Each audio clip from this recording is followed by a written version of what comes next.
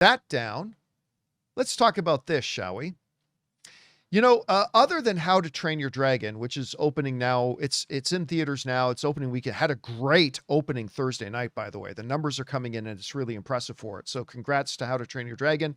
You guys should go see it. Rob and I saw the film 2 months ago. Loved it. We think you're going to enjoy it too.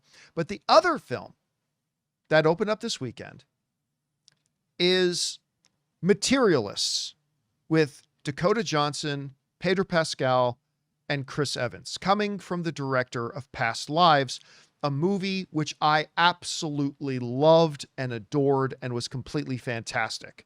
So you get a cast like this, you get this director, surefire hit, right? Well, maybe not. I went to go see this movie, and it's got positive reviews in general. Rob, maybe you can look it up, but I haven't checked what the Rotten Tomatoes rating on it is right now. But I went to go see it. I kind of agree with NPR. The math in Celine's songs, Materialists, doesn't add up. Guys, I'm going to tell you what. This movie disappointed me on so many levels. And it's kind of, let me just give you the quick rundown here, which you probably picked up a lot on from the trailers itself. Dakota Johnson plays a matchmaker. She works for a professional matchmaking industry where they get in clients and then try to match them up with people who they think would be a good fit and all this kind of stuff. As such, she has developed this view of relationships as formulas and math that the romantic kind of jungle out there, they refer to as the marketplace.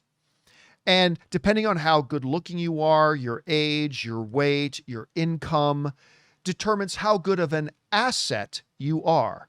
Oh, you're a good commodity in today's marketplace, or there's just not a place for you in the marketplace, and all this kind of stuff, right?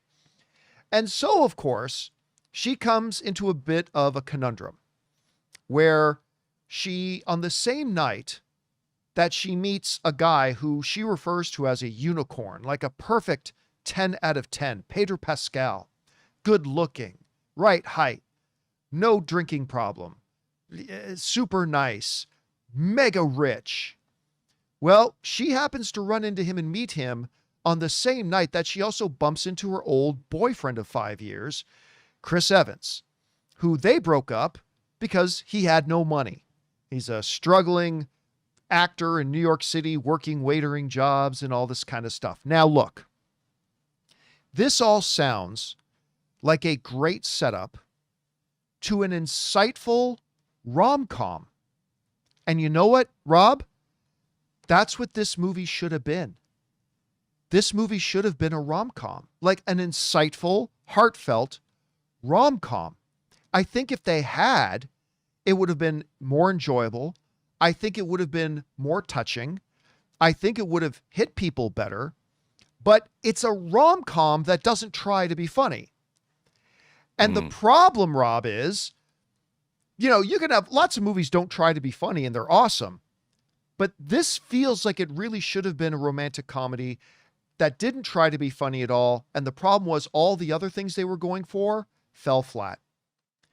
Now, in Celine's last film, Past Lives, you had depth in all of the characters.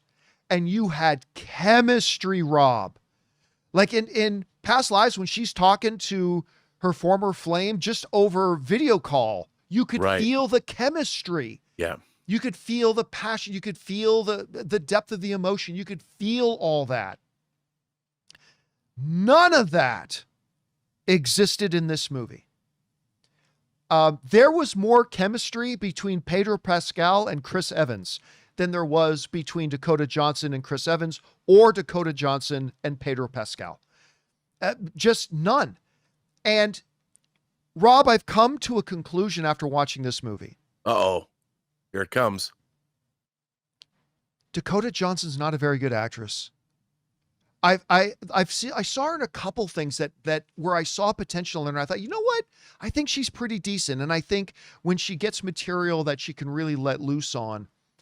But this cold, shallow, empty aloofness that seems to permeate all of her roles, This was a role that did give her an opportunity to elevate when she's supposed to be having these emotional conversations with Pedro Pascal or these emotional conversations with Chris Evans, and she couldn't do it. She couldn't do it. It was that same cold, shallow aloofness that comes across in everything else that she does. And I'm left to kind of now start to think that the common denominator here is her, and I'm starting to wonder if she may just. I used to think it wasn't she. I used to think the case was that she just wasn't being given the material to showcase how much she can elevate it. And now I'm starting to believe no, she's just not capable of elevating it. What was the one she was in with Shia LaBeouf? Peanut Butter Falcon? Yeah. Was that the name of it? Yep. That's the best I ever saw her. She was great in that. It was the absolute best I've ever seen her. But I have not seen her even remotely be able to recapture that or touch on that again. And it left us with these things of, oh, she's really in love with Chris Evans's character. But never once in the movie, and it's not just Dakota Johnson's problem, it was never once did the movie ever make me go, well, why does she love him? Like, never once. The movie, we're just told she loves him. Sure. And they had a 5-year relationship. Okay. But never once in the movie did they ever even try to make us as the audience feel why she would love him. The stuff with Pedro Pascal, like, and again, Chris Evans and Pedro Pascal actually do a pretty damn good job with this movie. They actually perform well. You can tell they're trying to carry the scenes, but my God, just no chemistry. The logic in it starts to fall apart. This is a minor spoiler, but I won't give you any details. There's this random sexual assault sub-storyline that comes into the movie kind of randomly that ultimately has a really odd, it's like, that's why we had that part of a storyline kind of thrown in here from left field was for this. And then by the end of the movie, Rob, I was wanting to scream at the screen. I was wanting to yell at it. It's like, what? Are you kidding me? Like, for some of the ways some of the logic stuff played out, it was a thoroughly dissatisfying movie, especially coming off of Past Lives, right? Which is so rich and so good and has so much depth. And you feel every beat of that movie that goes along. And in this one, to me, it was just completely absent. It was just completely absent. We want to take a second to thank a sponsor of today's video, Stitch Fix. Guys, you know I love movies, but you also know I have absolutely no fashion sense, and I absolutely hate shopping for my clothes. But thankfully, I have found a better way. Stitch Fix online personal styling makes it easy. With Stitch Fix, I get a stylist who understands my style, size, and budget, and they do all the shopping for me. Because look, shopping and figuring out style can be overwhelming, especially for somebody like me. When it comes to getting dressed, I don't even know where to start, to be honest. That's why I love having a Stitch Fix stylist. They really know what works for me. I get pieces that make me look great, and it's a real confidence boost. You just give your stylist your size, style, and budget preferences. You get to order boxes when you want and how you want, no subscription required. They send you personalized pieces, and the fit is always on point. No stores, no crowds, no stress. Just personalized looks that you will love. So guys, make style easy. Get started today at stitchfix.com/Campea. That's stitchfix.com/Campea. And it does have an 87% Tomatometer score, John. Yeah. That's critics, and then the popcorn meter is 74% from viewers. So, you know what I find interesting about this, Celine's song, both Past Lives and this movie, was based on her actual experience. She was a matchmaker, and I think the thing about Past Lives was it wasn't a comedy.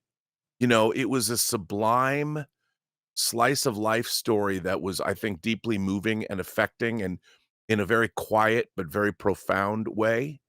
It was almost like I was watching, I don't know, some French romance from the 60s or something. But it was, I love that film. I love the fact that it was actually shot on film. I think, and I'm saying this having not seen the movie. I think one of the things that is fighting this movie is fighting against the fact that here she tried to do something similar, but the audience is set up to expect a rom-com. You know, it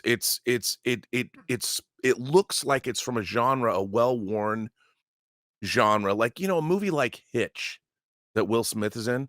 Like, I love Hitch, and that was I think it was based on a newspaper article, or a magazine article, and yet they had you if you're working in a genre like the rom-com genre, of which we haven't seen very many, especially theatrically released that have really worked, unless Sydney Sweeney's been in it. The you There's a certain expectation, and the way they've been selling this movie, if that expectation isn't met, and it sounds to me like it's not, because I thought it was more of a rom-com as well, but it's more of a, I guess, a realistic look at dating and what so it doesn't have the fun that you're expecting, I guess. Yeah, and I'll say this for it. I'll say this for it is that it has some very profound things to say about modern relationships, Sure. and that however far we think we've progressed as a people, as a culture, as a society, it's still guys want girls who are younger and girls want guys who are rich. You know, it's there. Right. It's still, it makes some really great observations about the inherent shallowness in all of us through some of it. And it makes some really good social observations of that.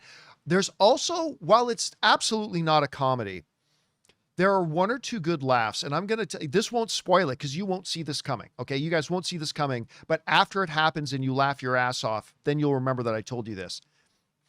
There's a joke in this movie related to a lesbian that I don't think I've laughed this hard at a single joke in a movie this year.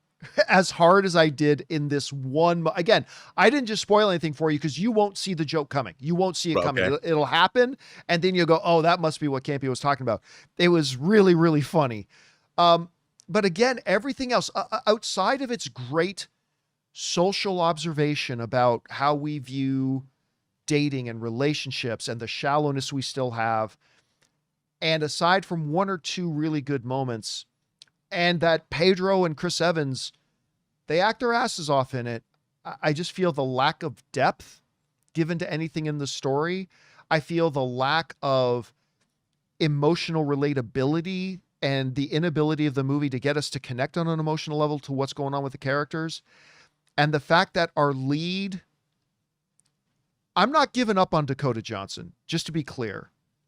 But one of the true primary weaknesses of this film was her inability to elevate the material or change things up depending on the types of conversations she was in. And I'm starting to doubt she has the ability to do it.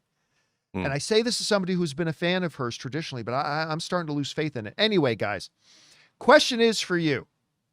What do you think about this? Did you guys have a chance to see The Materialists? If so, what did you guys think about it? Where's your expectation of? Are you even planning on see it? Listen, don't just take my word for it, okay? Like Rob pointed out, the critic reviews are in the 80s. I don't understand why, but they are, which means there's the high age, which means there's a good chance that maybe some of you may enjoy it. So don't let me completely dissuade you from seeing it. But for me, as a huge fan of past lives, this movie fell flat for me. But whatever you guys think about this, jump down to the comment section below and let us know your thoughts. Hey guys, thanks so much for watching this video. Make sure you like the video, leave a comment, and subscribe to our channel. And don't forget, we have a daily podcast called the John Campea Show podcast, available on Apple Podcasts, Spotify, or your favorite podcasting app of choice. Go and subscribe to it today so it'll be there when you need it.